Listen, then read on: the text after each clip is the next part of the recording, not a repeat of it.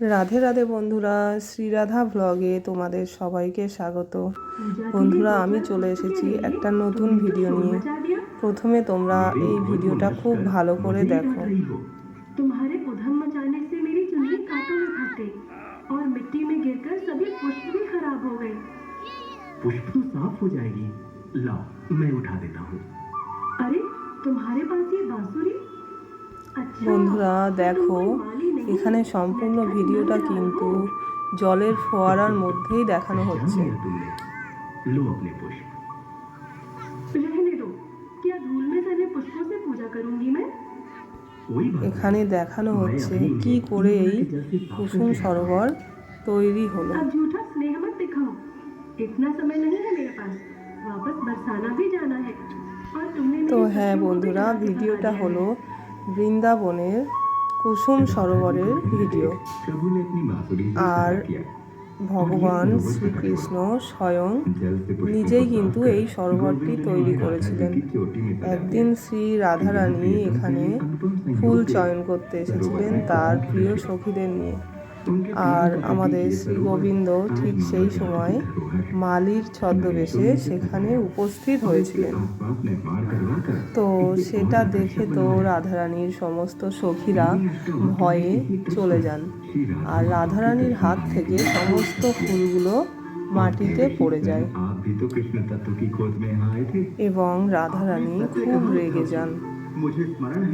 তিনি তো গোবিন্দের জন্যই ফুল চয়ন করছিলেন, ফুলগুলো মাটিতে পড়ে যাওয়ায় তিনি তো রেগেই যান। মাটিতে পড়ে যাওয়া ফুল দিয়ে তিনি তো আর গোবিন্দের পূজা করতে পারবেন না। তখন মালির বেশধারী গোবিন্দ বলেন তিনি ফুলগুলোকে তুলে যমুনা থেকে ধুয়ে এনে দেবেন।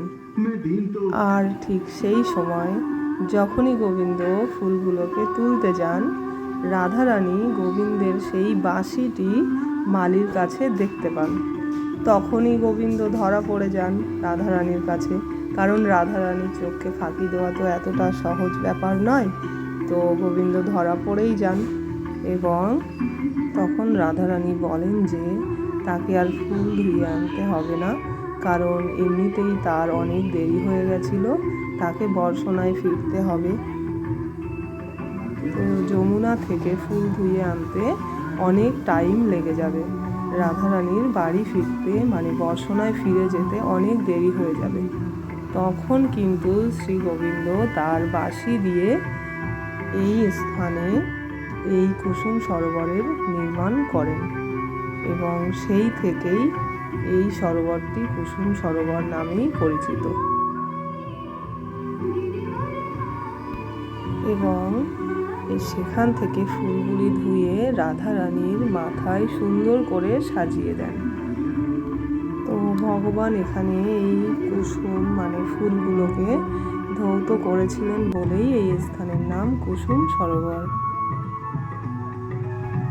বন্ধুরা, ভিডিওটা তোমরা শেষ পর্যন্ত দেখো, কেমন লাগে আমাকে কিন্তু অবশ্যই জানাবে।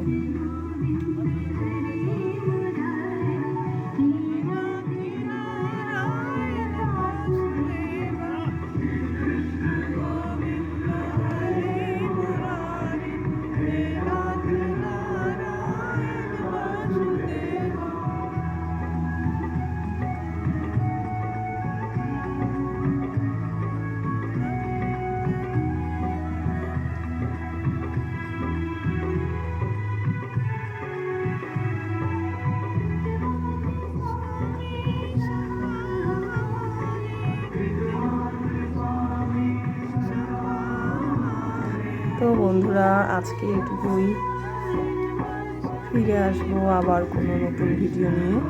ততক্ষণের জন্য বন্ধুরা তোমরা সবাই ভালো থেকো। রাধে রাধে।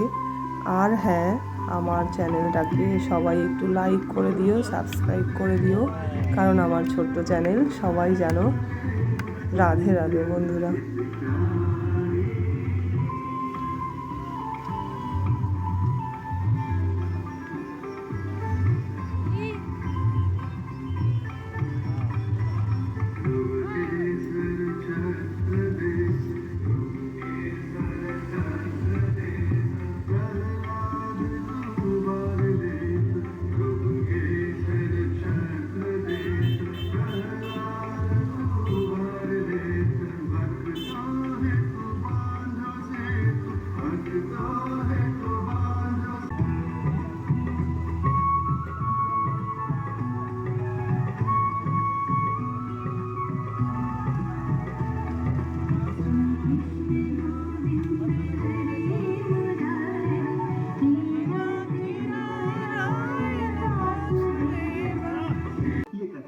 विस्तार से बताएं।